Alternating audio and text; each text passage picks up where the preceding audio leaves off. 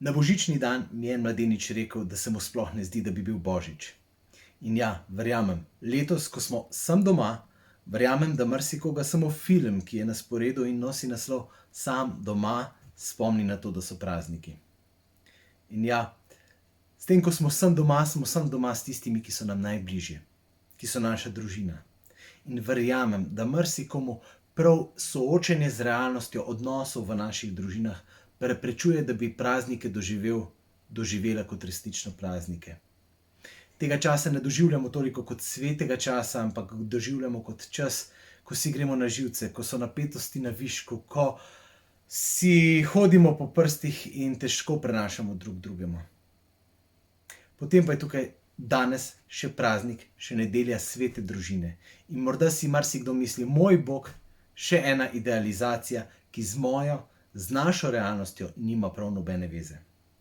Ampak veste, fora svete družine ni v tem, da bi bila idealna. Hvala Bogu, imamo prav v evangelijih posnet en primer oziroma omenjen primer, ko je Jezus za 3 dni izginil. In ko sta ga Jožef in Marija našla, jima je prav po najstniško zasikal nazaj. Kako osvežujoče je to prebrati, kako bolj blizu je to je to naši realnosti. Ja, sveta družina ni idealna, je pa sveta. Zakaj? Zato, ker seveda je v njej živel Jezus.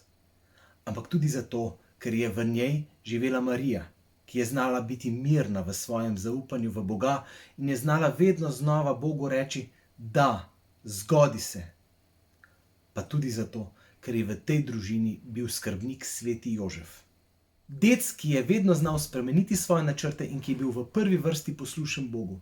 Sveti Jožef je bil dec, ki je vedel, da ni vse odvisno od njega, da ne zna vsega in da ne bo on mogel vsega rešiti, ampak je stvari zaupal Bogu, obenem pa ni bežal pred odgovornostjo, ampak je pogumno, ustvarjalno in zanesljivo poskrbel za naslednji korak.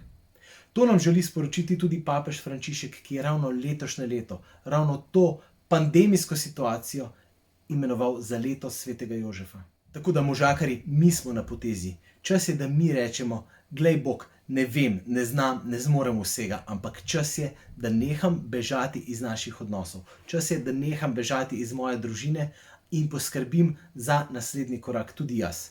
Čas je, da poskrbim za to, kar vem, da je treba v tem trenutku narediti.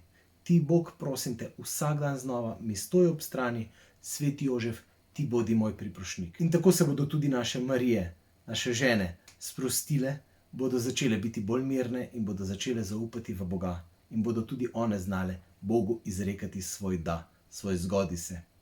Kaj pa naši otroci, naši najstniki?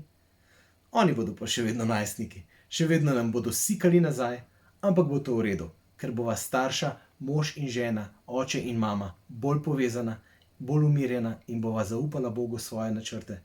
In bova znala tudi svoje najstnike v vsem njihovem sikanju sprejemati in jih imeti rade takšne, kakršni so. Torej, iz družine in življenja vam voščimo eno lepo praznovanje nedelje svete družine. Da pa bi lažje gradili boljše odnose, pa vas vabimo na našo spletno stran diz.si, kjer se lahko prijavite na tedenske e-novičke. Tam boste pa dobivali vsak teden nove nasvete, nove ideje, kako graditi boljše odnose. Odnose, za katere je vredno živeti in jih prenašati naprej.